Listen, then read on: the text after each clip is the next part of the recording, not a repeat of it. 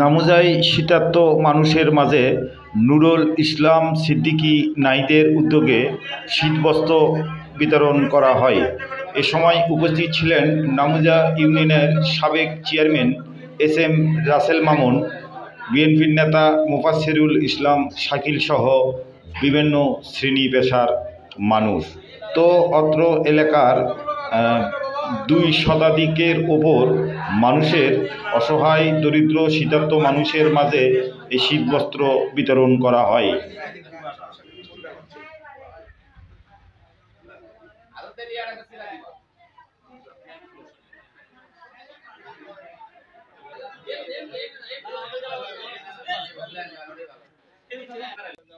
এইভাবে আবার প্রচার করা এটাও ঠিক না, এটাও আল্লাহ নিজানে নিষেধ আছে।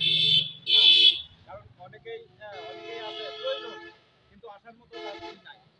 তা আমি চাই সবাই একটু সুন্দরভাবে থাক। আমার জন্য সবাই দোয়া করবেন। একটু হলেও 2জন মানুষ 5জন মানুষ যেন সুবিধা পায়, যেন এই শীত থেকে শীত নিবারণের ব্যবস্থা করতে পারি, এটাই আমার সামান্য চেষ্টা। আর আপনারা আমার জন্য দোয়া করবেন, এটাই আমার আপনাদের কাছে চাওয়া। অনেক মানুষ এই শীতে কষ্ট পাচ্ছে, শীতের কাপড় চোপড় না থাকার কারণে।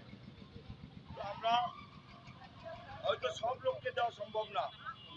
আমাদের বন্ধু, আপনারা দোয়া করবেন। নামুজা ভান্ডারী পাড়ার কৃতি সন্তান নাইফ আমার বন্ধু, ও আপনারা যখন শীতে কষ্ট পাচ্ছেন, আমি ওর সাথে যোগাযোগ করলাম যে দোস্ত আমার এলাকার মানুষ কষ্ট পায়, আমার কাছে তো টাকা নাই, তাহলে কিছু লোককে সহযোগিতা করার উপায় কি?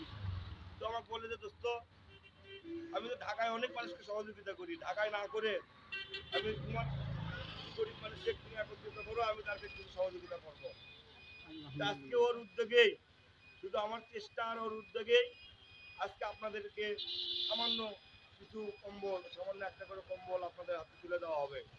এসব শীতার্ত অসহায় নিম্নবিত্ত মানুষের মাঝে শীতবস্ত্র বিতরণ করাটা মহৎ কাম।